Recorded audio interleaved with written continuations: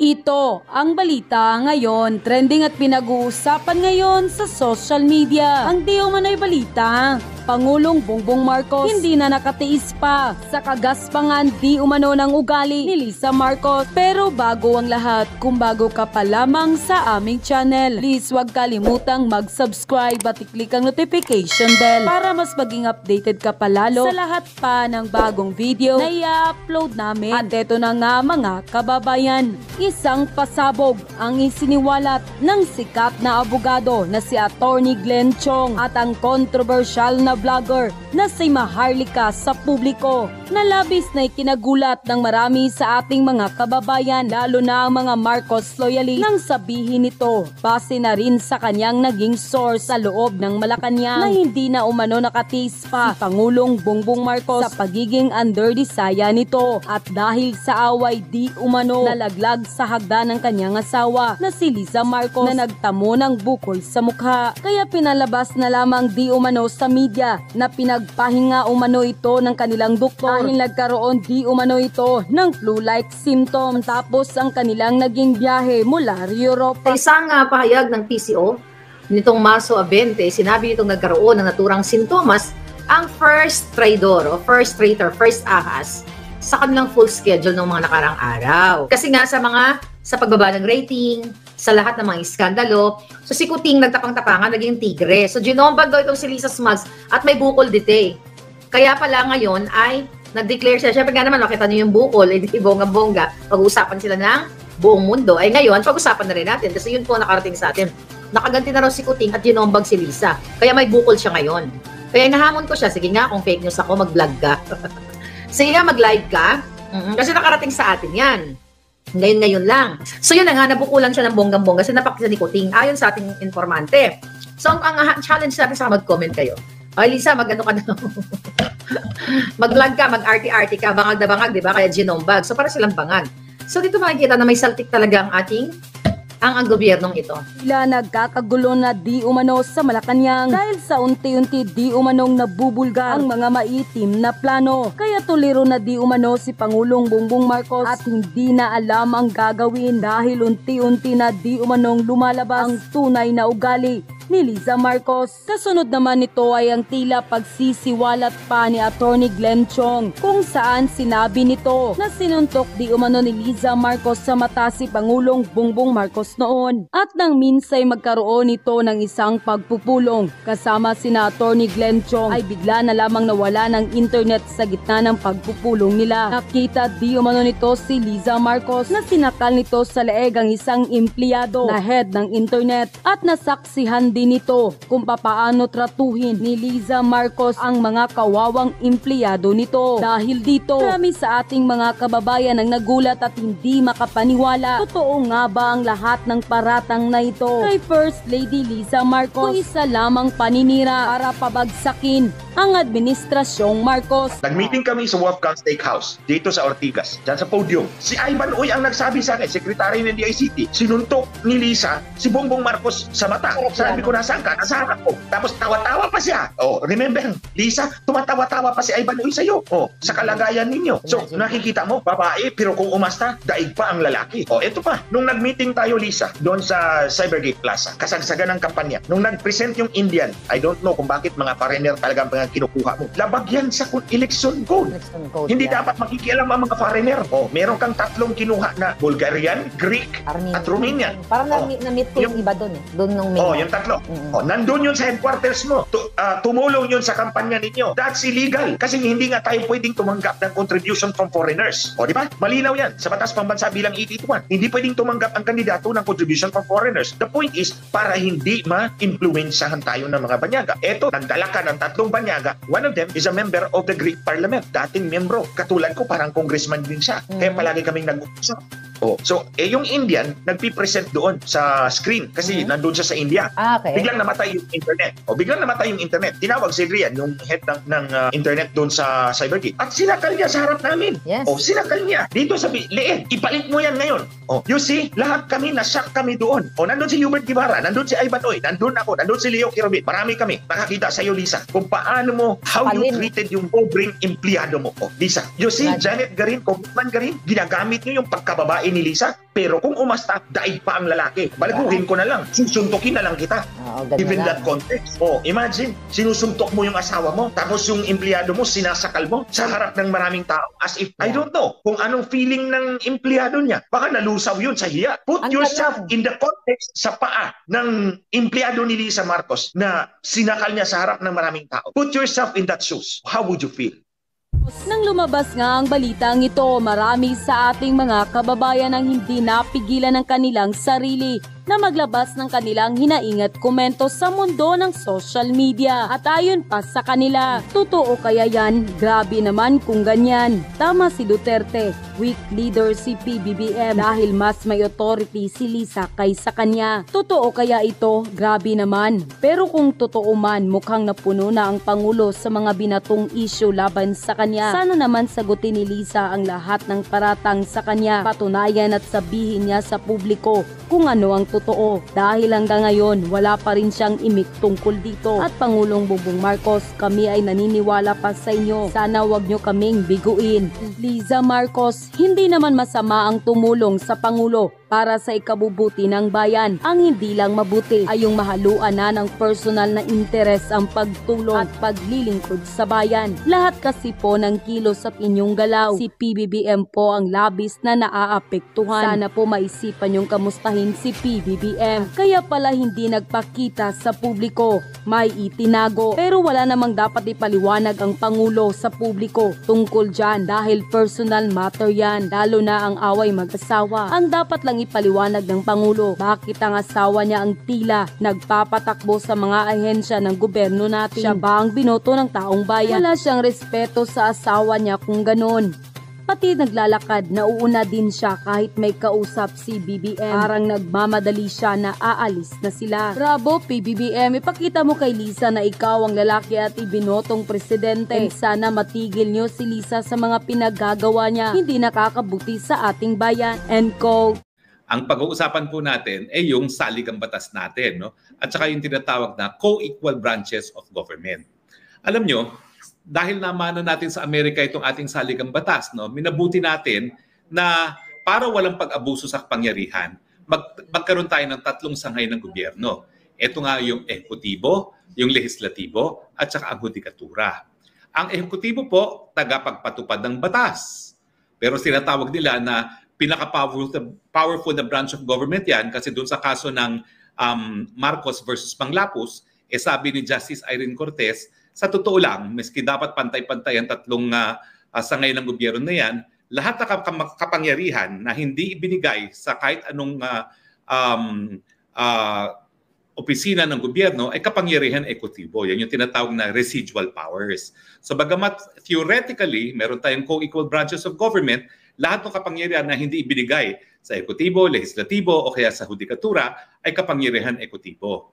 Ang lehislatura, alam natin, tagagawa po yan ng batas. Ang batas ay pulisiya na dapat pinatutupad ng ekutibo. At nandyan nga po yung ating hudikatura na siya naman pong nagbibigay interpretasyon, hindi lang po sa mga batas na ginagawa ng lehislatura, kung hindi na rin siya nagpapataguyod ng saligang batas. Nagsisigurado na lahat yung mga sangay ng gobyerno ay hindi lumalabag sa ating saligang batas. So, kinakailangan po para gumana ng tama ang gobyerno, nagre-respetuhan yung tatlong sangay ng gobyerno, hindi umuabuso sa kanilang kapangyarihan, walang tinatawag na encroachment, no, or overreach sa mga kapangyarihan ng mga iba't ibang sangay ng gobyerno. Nung huling vlog natin, sinabi ko nga na yung direktibo na nanggaling sa Executive Secretary na mandatory na ang pagkanta ng Bagong Pilipinas, yan po ay labag sa saligang batas kasi yan po ay legislative overreach. Meaning, yung presidente gumawa ng batas. Samantalang batas po ang nagsabi kung paano aawitin ng lupang hinirang at kinakailangan yan ay isang ayon sa komposisyon at musical scoring ni Julian Felipe. No? Ngayon naman po, may pangyayari. Alam nyo, marami tinitrivialize ito dahil sabi nila, wow, nagpapakita lang na bastos ang First Lady dahil ginawa niyang waiter si Senate President Cheese Escudero. Alam niyo po, ako naman ay saludo kay Cheese Escudero kasi talaga namang he took it in stride. No? Ang sabi niya, talaga namang bilang isang maginoo, talagang pwede naman ako maging waiter kahit kanino, lalong-lalo na sa First Lady. Well, yun po ay talagang nagpapakita lang na maginoo si Senate President Chis Escudero. Pero ang pinag-uusapan po natin dito, institusyon. Lalong-lalo na yung nagaganap na pagdiriwang ay van de honor na ginagawa po kapag meron tayong araw ng kalayaan. Dahil tayo po yung pinagdidiwang natin yung pagbuo ng kaunang-unahang republika sa Asya. So, bakit po sa tingin ko, hindi lang ordinaryong pagbabastos yun? Kasi nakita nyo naman yung nangyari. Pumasok ang First Lady, kinuha yung champagne glass na nasa kamay ni Senate President, ininom, binalik sa kanya matapos niyang naubos yung champagne at tumalikod at kinausap ang iba. So sa iba, lack of manners lang yun, ginawa raw waiter si Chis Escudero, bastos. Pero sa akin po, hindi lang po ordinaryong kabastusan yan. Dahil si Senate President po, hindi lang naman po siya ordinaryong senador. Siya ang hepe ng Senado. So sa tingin ko po, ang nangyari ay hindi lang pagbastos sa pagkatao ni Chis Escudero, pagbastos po yan sa Senado bilang institusyon. Ano ba ho pagkakaiba ng Senado sa mga sa ating Kongreso? Well, alam nyo naman na 24 lang ang senador na hinahalal sa buong Pilipinas at mahigit 330 ang ating mga kongresista.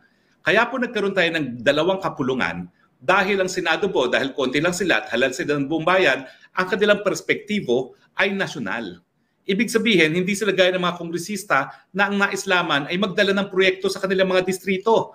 At talaga naman po mga congressman, kaya madali ang sumunod sa isang speaker, busugin mo lang yan ang proyekto, susunod na yan. Kasi sa lokal ng politiko, talaga naman pong hindi ka mananalo kung wala kang proyekto. Proyekto. Pero iba pong pananaw ng mga senador dahil sila ay halat ng buong bayan. No? Dahil nga po nangampanya sila sa buong Pilipinas, importante na makita nila kung anong pangangailangan ng buong Pilipinas at hindi lamang ng isang distrito. At ang importansya pa po na sila ay halal ng buong bayan para silang presidente. Meron din silang mandato gaya ng presidente. At minsan pa nga ang isang senador, mas marami pa ang boto kaysa sa presidente. So kapag meron kang ganyang mandato, kaya mong panindigan ang iyong institusyon. Kaya nga po, nagkakaroon tayo ng check and balances. Yan naman ang dahilan kung bakit meron tayong tatlong magkapantay-pantay na sangay ng gobyerno. So yung nangyari po na ginawa niyang waiter ang hepe ng Senado, sa tingin ko po, ayan po ay pagbabastos sa institusyon ng Senado na sa ating kasaysayan ay tumitindig sa presidenteng mapang-abuso. Kaya nga po ang ginawa ni Marcos Sr. nung siya ay nagdeklara ng martial law, unang-unang ginawa niya, pinadlock niya ang Senado at kinulong ang mga senador. Kasi alam niya, ito yung mga tao na gaya niya ay mayroong mandato galing sa taong bayan sa buong Pilipinas at kayang tumindig sa kanya. Dahil ilan sa kanila, mas marami pang boto kaysa sa presidente. At kapag binastos mo ang hepe ng Senado, parang sinasabi mo, wala akong pakailam sa inyong institusyon. Maski kayo ay binuo para maging fiscalizer sa presidente, kayang-kaya ko kayo.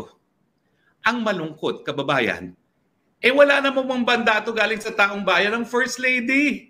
Ang presidente, merong mandato. Ang presidente, hindi naman ganun ang pagtrato sa senador. Bakit? Kasi galing din siya dyan. Alam niya na bago siya umupo bilang senador, natalo muna siya. Gaya ko, alam niya kung gaano kahirap kumuha ng mandato sa buong Pilipinas. Kaya, hindi niya gagawing waiter ang isang senador, hindi lamang dahil malaki rin ang mandato galing sa taong bayan at hindi po madali na makuha ang kiliti ng mga buong Pilipinas. Ha? Sa katunayan, oo, kinakailangan sikat ka, pero minsan hindi rin sapat ang pagiging sikat. Naalala niyo si Alma Moreno, sikat naman yan, pero hindi rin nanalo. No? At marami rin mga artista. Si dating Mayor of Manila no, na tumakbo rin ng presidente o artista, hindi naman garantiya ang kasikatan para manalo sa senador.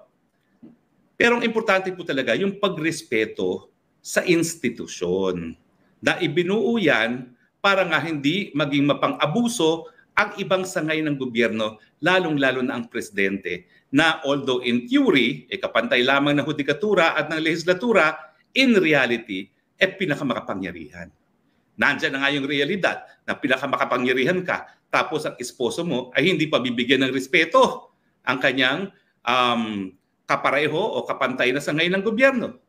So ang mensahe sa tingin ko dun sa nangyari na pag-agaw ng inumin ay wala akong pakialam sa inyong mga senador. Kahit sa tingin nyo na kaya nyo kaming ito'y nanggaling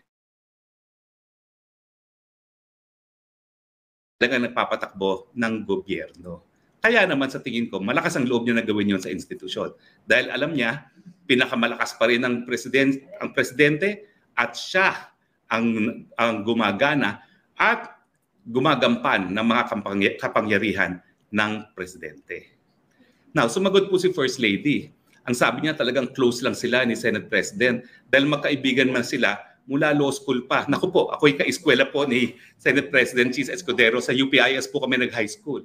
Kaya lang, 3 taon ang agwat ko sa kanya. First year siya, 4th year na ako. So, 54 years old na po siya. Pero ang First Lady po, 65.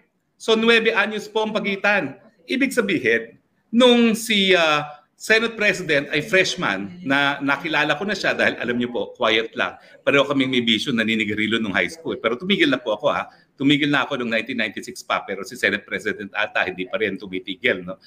Nag-aral po kasi ako sa England, ang mahal ng sigarilyo. Sabi ko, kakainin ko na lang yung halaga ng sigarilyo kaysa ibisyo ko pa. No?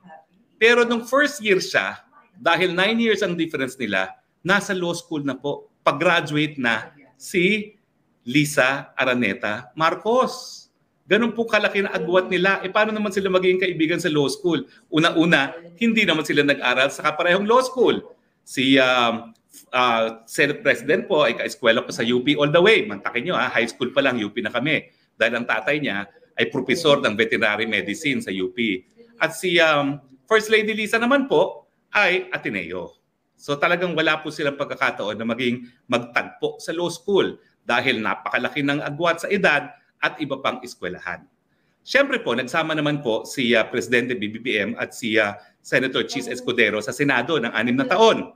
At siguro naman po, aktibo nga si Madam Lisa bilang Senate spouses, no? Bilang isang Senate spouse. Pero hindi po yung dahilan na maging, kumbaga, napaka-presko, lalo na ngayon na Senate President na si Senate President Escudero. Hindi ko po talaga sinisisi ang pagiging maginoo ni Senate President Cheese Escudero. Pero siguro dapat din paalalahanin siya na hindi na siya si Cheese Escudero lang. Siya pong pinuno ng Senado, siya ang tumatayong simbolo ng Senado na alam po natin ay importante para magkaroon tayo ng demokrasya dahil sa panahon ng diktadura ng panahon ni Marcos Sr., ang Senado po talaga ang naging pinakamalaking hadlang sa diktadurya. Agree ba kayo or disagree mga viewers? Ha? Bukas naman po ang pag-usapan natin, abay itong lumabas na artikulo galing sa Reuters na ang mga CIA pala, mga Amerikano, concerted effort, siniraan ang Sinovac para siraan ang China. Mantakin nyo, ang ating kalusugan, pinasukan ng politika. At yan po ay hindi nabalita sa lokal na mga periodiko. Mabuti na lang po. Yung dyaryo kung saan ako nagsusulat ng column, I am proud of it. The Philippine Star. Kinausap ko po yung editor ko. Sabi ko, dapat ito ilathala natin sa Philippine Star. Miski ito'y Reuters. Lalabas po bukas yan. At sa Lunes sa Philippine Star. So anyway, tingnan po natin ang mga reaksyon ng ating mga viewers. Agree ba kayo o disagree? Si Gilly D. Attorney, merong mensahe ang ahas. Kaya uminom siya sa baso ni Senador. Tingnan niyo po ang uminom siya nakatitig sa Senador. Ikaw talaga. Ako, respeto lang sa institusyon ng importante. Sa totoo lang po mga kaibigan. Kasi ako naman, nung linalapastangan si First Lady, sinasabi ko rin naman, meron ding institusyon yung First Lady na yan bilang may bahay ng presidente. No? So dapat meron ding kahit papanong respeto. So konti lang din naman pong respeto din. No? Bernadette Brizuela, kahit naman super close sila with Escudero, she should not be behaving that way in public in a former gathering at that. Agree po ako sa iyo, Bernadette. No? Okay, tapos tignan natin kung ano pang mga komento or konti labang nanood kasi hindi ako inaasahan na mag-broadcast ng Sabado. Ngayon po, Tuesday, Thursday, Saturday at Sunday na ang ating broadcast. Elibert Lica, Sir Harry, pabati po, watching from Hong Kong po. Spokes, maginoo, pero bastos si Madam. Ikaw talaga, Ervin Lica, pilya ka. Natatawa yung mga kaibigan mong kasama ko ngayon. Kenzo Sato, walang decency, asa na elegance ni Madam. Bastos, walang respect sa Senate President. Pinalalabas lang ni Liza, mas powerful siya kaysa kay Cheese. Bagay, tama ka Kenzo, yun nga yung impression. Na wala siyang pakialam. Albert Lica, gusto kasi ni Madam na iparating kay Sir Cheese na hawak kita sa leeg kahit wala akong leeg. Sabi niya, kayo talaga, nakakatawa talaga kayo. Mel on the go, saka may MFA diplomat doon, Attorney Harry. Buti sana kung sila-sila lang. Pinapakita lang nila how powerful siya. I am Cleopatra and you should bow to me, ang peg. Mukha naman pong ganun talaga ang impression na ginawa niyan. Ligaya, happy joy, si Liza Marcos, walang manners, wala siyang euthenics.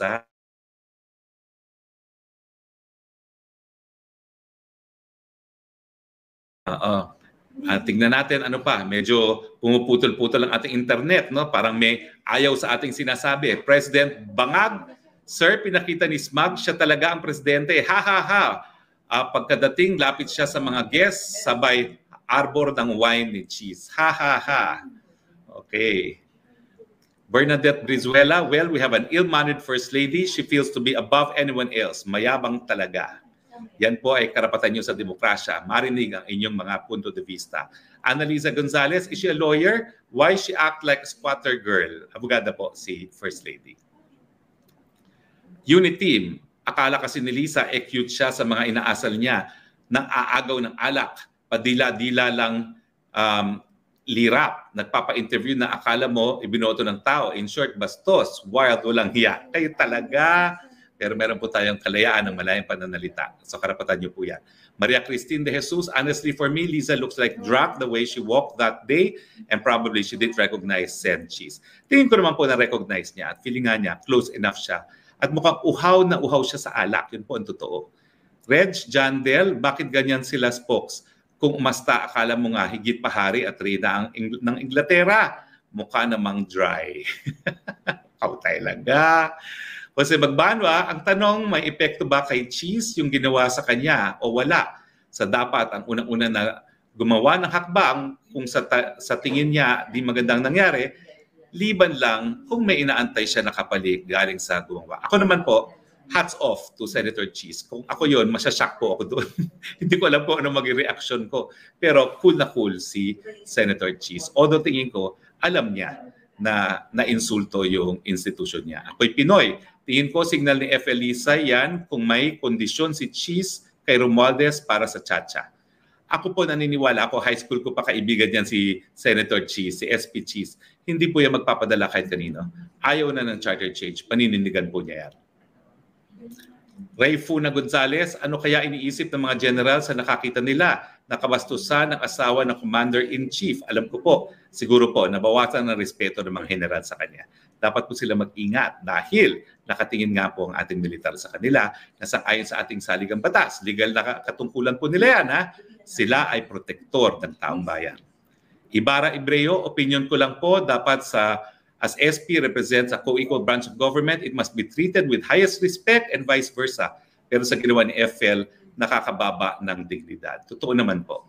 Yun po ay pula natin talaga. Laura Sulit, sabi nga ni Baste, kung gusto mo makita ang sitwasyon ng Pilipinas, tignan nyo ang mukha ni Lisa. Wow! Kayo talaga. Ay, nako. Demokrasya naman ito, pero ako po talaga, institusyon ang pag-usapan natin. Huwag mong mga personal. Dudes A. Roas, Fox Harry, hope to meet you again by Monday. Andyan ako sa Angeles Peace Rally. O nga pala po ha, Maisog Angeles ha. Kita-kita po tayo sa Maisog Angeles. Tapos po na Maisog Angeles, tayo po ay pupunta ng Maisog Vienna at Maisog Paris, 28 at 30. Okay? Si F. Huertes, kamusta na po, Atty. Spokes, ang kaso nyo ni Trillanes. Sasagot po tayo sa 18 at maganda pong sagot natin. Okay? Abangan nyo po yung sagot natin. Okay? Hi, maraming salamat po sa inyong mga komento. Ha? Ibig sabihin, miski hindi oras ko, pero magiging oras ko na rin ito, narayan pa rin kayo at patuloy na tumatangkilik sa atin. Ha? Isipin po natin, ha? Importante na marinig ang ating punto de vista dahil kung hindi, ang resulta ay diktadurya. At yun na nga mga kababayan, ano na ang masasabi mo? Kung mayroon kayong hinaing at komento patungkol sa balitang ito, please comment down below. Pag-uusapan natin yan sa comment section. At kung nagustuhan nyo ang video, ay huwag kalimutang mag-like at i-share na din para mas marami pang makaalam at umabot ito sa marami sa ating mga kababayan. Maraming salamat po!